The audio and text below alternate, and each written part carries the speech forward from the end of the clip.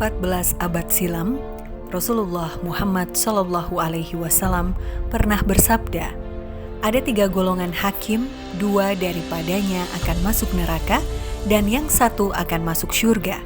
Ialah hakim yang mengetahui mana yang benar dan lalu ia memutuskan hukuman dengannya, maka ia akan masuk syurga. Hakim yang mengetahui mana yang benar tetapi ia tidak menjatuhkan hukuman itu atas dasar kebenaran itu, maka ia akan masuk neraka. Dan hakim yang tidak mengetahui mana yang benar lalu ia menjatuhkan hukuman atas dasar tidak tahunya itu, maka ia akan masuk neraka pula. Hadis riwayat Abu Daud, Tirmidzi, dan Ibnu Majah.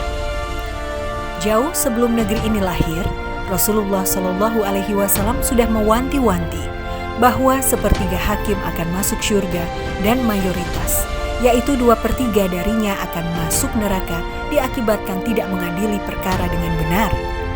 Kiranya pas jika hadis tersebut kita renungkan. Pasalnya, saat ini, terutama di Indonesia, banyak sekali kasus ketidakadilan hukum, buah dari keputusan hakim maupun produk undang-undang yang tidak adil. Yang masih hangat diberitakan, yaitu kasus yang menjerat HRS. Sang Habib divonis 4 tahun penjara, gara-gara dituduh menyebarkan berita bohong terkait hasil tes swab yang menyebabkan keonaran. Padahal, banyak berita bohong beredar di media sosial yang sudah dilaporkan ke penegak hukum tapi tidak tertangani. Vonis 4 tahun tersebut juga lebih berat dibandingkan vonis terhadap para koruptor. Di antaranya vonis 1,5 tahun bui terhadap kasus korupsi 31 miliar Ketua DPRD Bengkalis. Sedangkan menurut Indonesia Corruption Watch (ICW) menyatakan tren hukuman terhadap terdakwa perkara korupsi dalam periode semester 1 tahun 2020 masih ringan. Berdasarkan pemantauan yang dilakukan ICW sepanjang Januari 2020 hingga Juni 2020, pelaku korupsi rata-rata dihukum 3 tahun pidana penjara. Berita 1.com 12 Oktober 2020.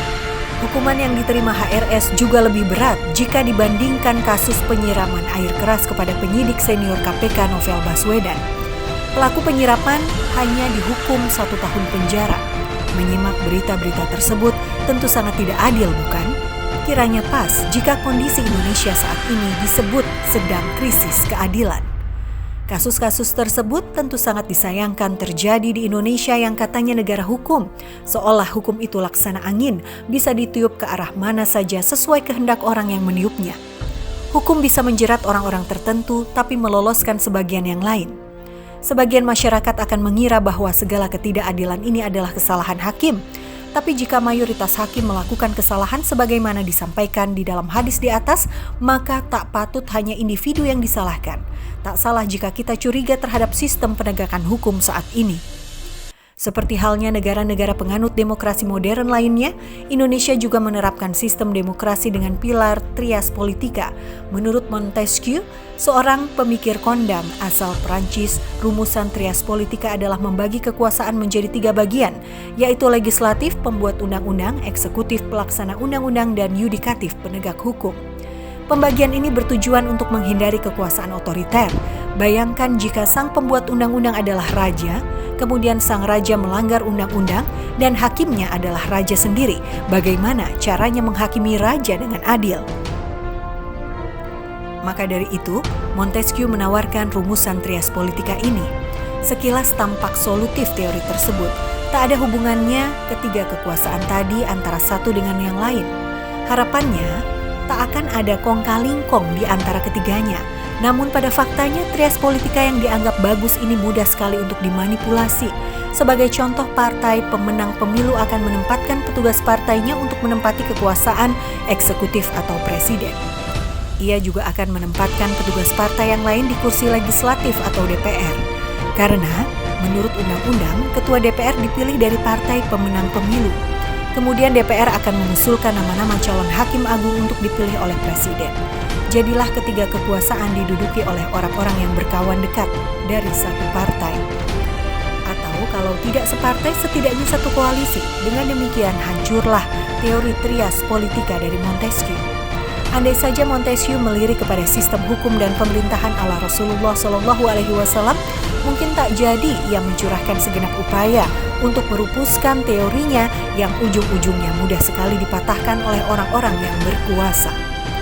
Sistem hukum demokrasi ala Montesquieu yang dianggap tidak otoriter ternyata juga tidak bisa adil, karena demokrasi adalah sistem yang bersumber dari manusia yang serba terbatas. Hukum yang dibuat manusia akan sangat subjektif dan syarat kepentingan.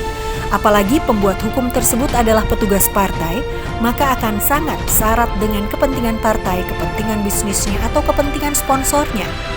Kalau sudah begini, bagaimana bisa adil? Sudah saatnya kita melirik pada selain demokrasi, yaitu sistem hukum Islam. Demokrasi berbeda dengan Islam. Sistem hukum dan pemerintahan Islam bersumber dari Allah Subhanahu wa Ta'ala, Zat yang Maha Adil.